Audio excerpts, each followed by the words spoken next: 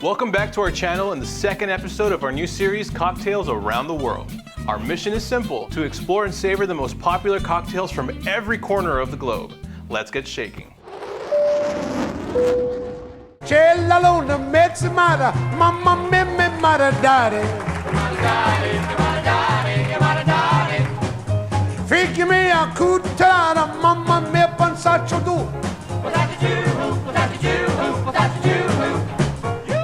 In this installment, we're trading tequila for Campari as we dive into the heart of Italian cocktail culture. From the bubbly charm of the Aperol Spritz to the bitter sophistication of the Negroni, Italy has a drink for every mood and occasion. We'll be sipping our way through the sun-drenched piazzas of Rome, the romantic canals of Venice, and the bustling streets of Milan. Along the way, we'll be exploring the stories behind these iconic cocktails. So get your cocktail glasses ready and prepare to say salute as we immerse ourselves in the rich tapestry of Italian cocktail culture. Our first stop is the Bellini.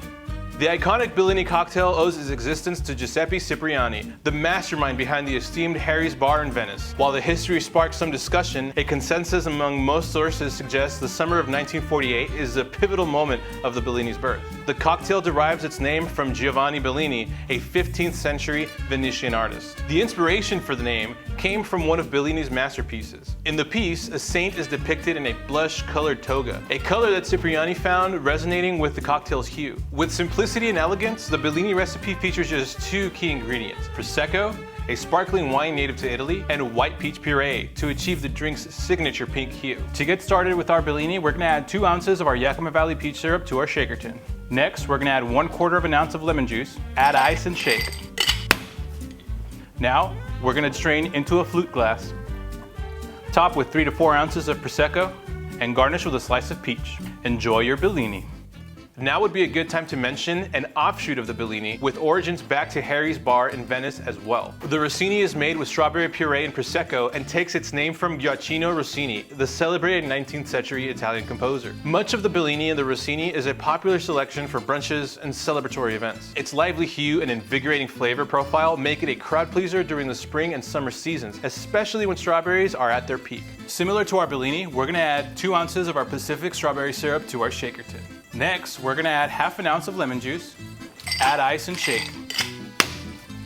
Strain into a flute glass. Top with 3 to 4 ounces of Prosecco, and enjoy your Rossini. Cheers.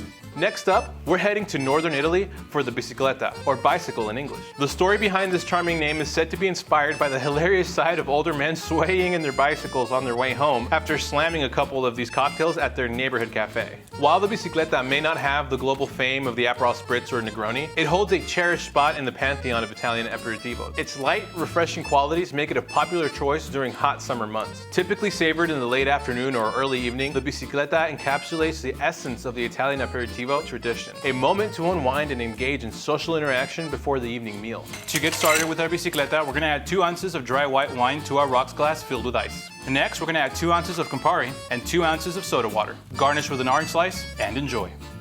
Up next, we have the Milano Torino. The Milano Torino cocktail made its debut around 1860 at Caffè Camparino in Milan, a cafe owned by Gaspare Campari, the originator of the Campari brand. The name of the cocktail pays tribute to the birth cities of its 2 primary ingredients: Campari, originating from Milan, Milano in Italian, and sweet vermouth, native to Turin, Torino Milani. Its flavor, a distinctive bittersweet blend achieved by combining Campari and sweet vermouth, is purposefully crafted to whet the appetite before dinner. The Milano Torino, in its simplicity and sophistication, is composed from equal measures of Campari and sweet vermouth. Traditionally, it's served chilled over ice and garnished with a slice or wedge of orange. Contemporary versions often experiment with different kinds of vermouth or other bitter spirits to create novel taste profiles. For instance, certain recipes might use Punta Mes, a variety of vermouth known for its enhanced bitter flavor, or dry vermouth to put a unique spin on the classic. Milano Torino cocktail is a foundational drink in the world of Italian aperitivos. This simple yet elegant combination of Campari and sweet vermouth has not only stood the test of time, but also paved the way for other classic cocktails like the Americano and the Negroni. To get started with our Milano Torino, we're gonna add 1.5 ounces of Campari to our rocks glass filled with ice. Next, we're gonna add 1.5 ounces of sweet vermouth and garnish with an orange slice. Enjoy your Milano Torino. Cheers. Up next is the famous Garibaldi. Another simple yet flavorful drink has a rich history tied to the unification of Italy. The Garibaldi cocktail pays tribute to Giuseppe Garibaldi, a revolutionary general instrumental in the unification of Italy. As such, this cocktail embodies unity, marrying ingredients from both the north north and the south of Italy. Campari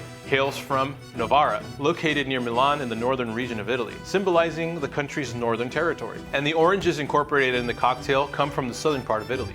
Contemporary renditions of the Garibaldi often feature extra ingredients like grapefruit juice, orange bitters, or a dash of salt to enrich the flavor palette. Another well-liked adaptation is the Garibaldi Spritz, which imparts a bubbly note with a splash of Prosecco. Let's make the original a beloved part of Italian cocktail culture. Before we get started, make sure to shake your 4 ounces of freshly squeezed orange juice. Next, we're gonna add 1.5 ounces of Campari to a highball glass filled with ice. Follow that up with our 4 ounces of fluffy orange juice, garnish with an orange slice, and enjoy your Garibaldi. Cheers.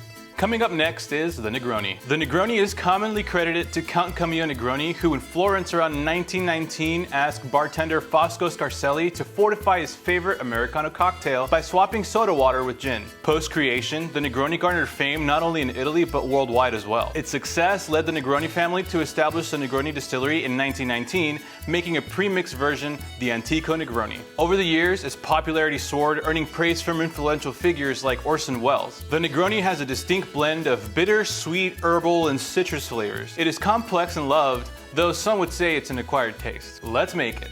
To get started with our Negroni, we're gonna add 1 ounce of gin to our glass with a large format ice cube. Next, we're gonna add 1 ounce of Campari and 1 ounce of sweet vermouth. Now, we're gonna garnish this with an orange peel and enjoy.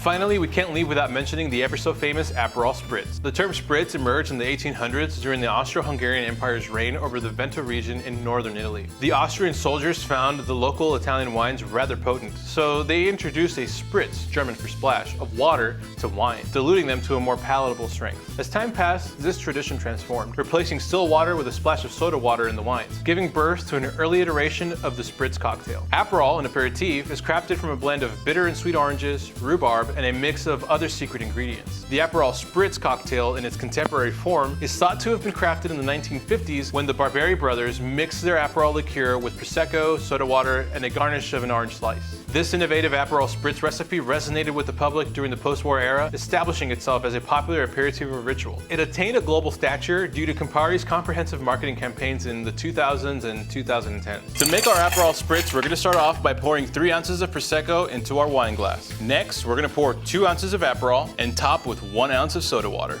Garnish with an orange slice and enjoy. Cheers. And that brings us to the end of our journey through Italy in this episode of Cocktails Around the World. We hope you enjoyed learning about a few of Italy's renowned cocktails and the rich history behind each glass. From the vibrant secrets of Milan to the sun-kissed shores of Sicily, we've mixed, shaken, and stirred our way through the delicious array of Italian cocktails. If you've enjoyed this Italian cocktail adventure, don't forget to hit that like button. Your support helps us continue our global cocktail journey around the world. And of course, if you haven't already, make sure you subscribe to our channel so you won't miss out on our next stop. We have plenty more cocktails to discover and stories to share from around the world. So until we meet again, raise your glass, say salute, and keep exploring one cocktail at a time. Arrivederci!